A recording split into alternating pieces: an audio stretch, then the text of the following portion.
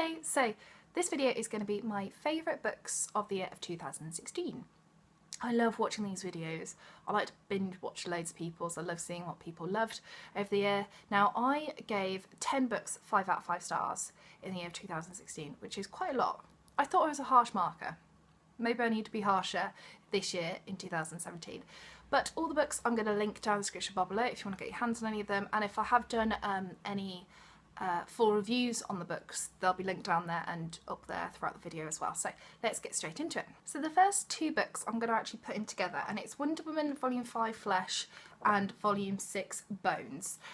I have loved this series. I have got, I think there's only one more left and I've completed it. This is the DC New 52.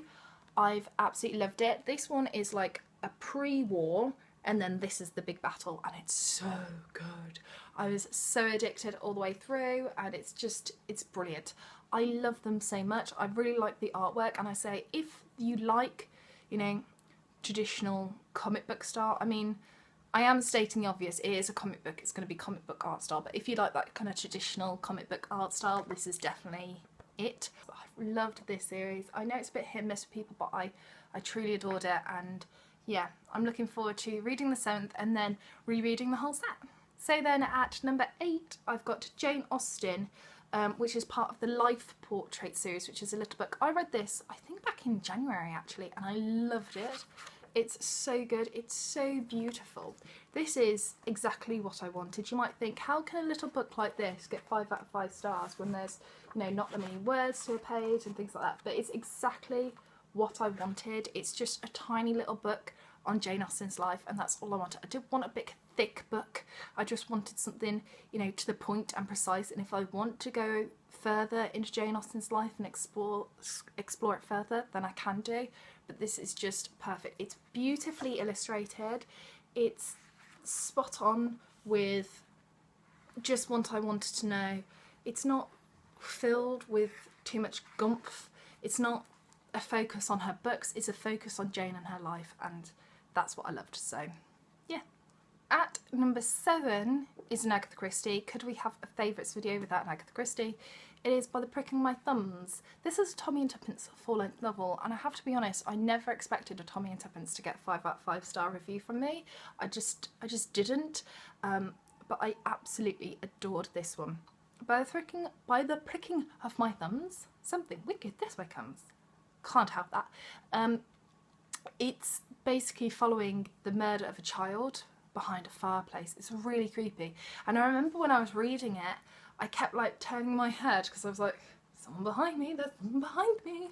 There wasn't anyone behind me, I'm still here, but it was so creepy and dark. It really like was so like crawling under my skin, and I couldn't put it down. I had to know who it was, even though I kind of knew who it was because I'd watched the adaptation of the Miss Marple thing, and yeah, it's really good and creepy and brilliant. So best Tommy and Tuppence novel in my opinion, and it's fantastic. Don't be put off by Tommy and Tuppence. Make sure you read this, it's fab. And number 6, I think, is Persuasion by Jane Austen. Woo! I love Jane Austen, and this is my first time reading Persuasion this year. No, it's not this year, 2016. I'm going to do that a lot in these videos. I loved it. It's very different from Jane Austen's usual book. It's not, you know, that funny or character driven. It's more emotion driven, I found, with Persuasion. And if you've never read it, it's about a slightly older woman called Anne Elliot. Well, slightly older for the time, and she turned down an offer of marriage, and the man in question comes back into her life and she still has feelings for him, and you can probably guess how it ends because it's Jane Austen, but it was beautiful and it was emotive and it was powerful in a way Jane Austen I didn't think could do, but she can, and it was brilliant, and if you haven't read it you should because it's great. Next, number 5 is Emma by Jane Austen. Love Jane Austen in 2016, but I've read all of her works now, so I'm going to start rereading. But Emma, I've done a full review of, which I'll be linking up there and down there as well. And Emma from what I remember of reading it, because it's been quite a few months now, I have the feeling of warmth and the feeling of humour. I remember it being so funny. I think it's the funniest Jane Austen novel that I've ever read. But also I remember getting a little bit of a crush on Mr. Knightley, who, if I remember quite rightly, is quite a tasty little dish. So yeah, Emma. Next is one that I read literally a few days before the end of the year. I read this on like the 29th or something. I read it in one sitting. So addictive. It's Crooked House by Agatha Christie. Dun dun dun. There's a little bit at the beginning of this book where it's just being slotted in basically. And Agatha Christie has said, "This book is one of my own special favourites. I have saved it up for years, thinking about it, working it out, saying to myself, one day when I've plenty of time and want to really enjoy myself, I'll begin it." This is one of Agatha Christie's, what she believed was one of her best books, and oh yes, it really is. So there's an older gentleman who lives in a big grand house, he's very rich, with his family, and he's married to a 20-something, and then he gets injected with poison and he dies. And the blame, of course, goes to the 20-something wife. Everyone thinks she's a gold digger, but is it her? Dun dun dun. I loved this book. I worked out who it was fairly early on, and this book is just genius. I might do a full review of this and explain a little bit more. Let me know in the comment section if you'd like a full review of Crooked House. But Agatha Christie thought it was one of her best, and I have to agree, I loved it. It's one that you don't hear too often praised for Agatha Christie, but oh, it's fab. Read it.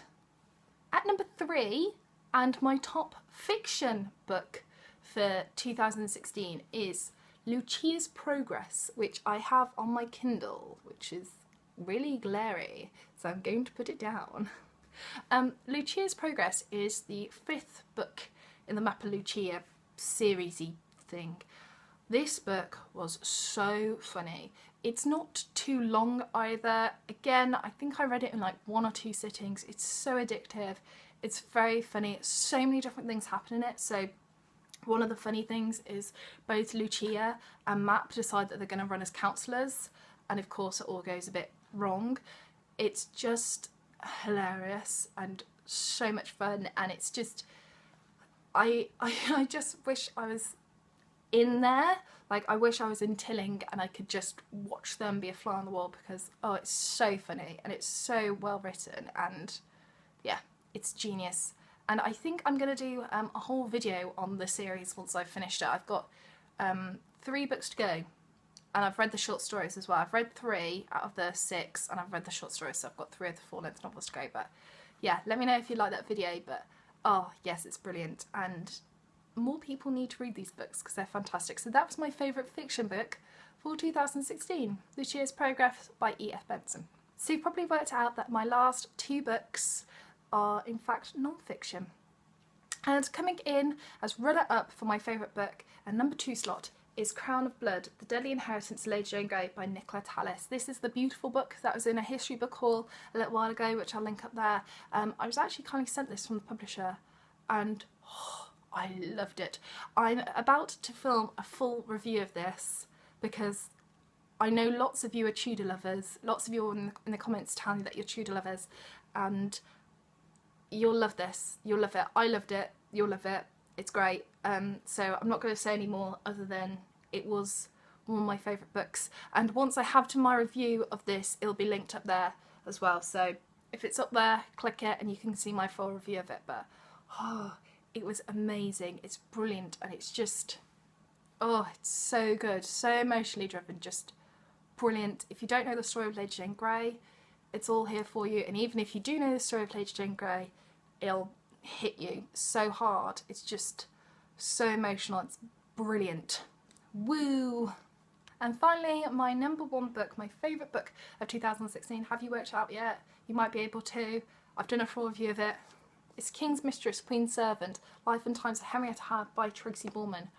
I loved this book so much. I have done a full review of it, be linked up there and down there, and it's amazing. Henrietta Howard is such an inspiring woman to all women out there, and anyone that has suffered with domestic violence. She has gone from being a woman whose husband used to stamp on her neck to going to court to get away from him to finally running her own household. I love this woman, and it's a great book and a great tribute to a fantastic woman who was a lover of family and the arts, who had a tragic life but succeeded, and should be an inspiration to us all. So there we have it. Those are my favourite books of 2016. Woo! I really hope that 2017 brings some really, really great books. I hope you enjoyed this video. Let me know in the comment section down below if you've read any of these books, what you think of them, or if you're excited for my Crown of Blood review, if you want that Agatha Christie review, let me know. So I hope you're all well, take care, and I shall see you soon for the next video. Bye!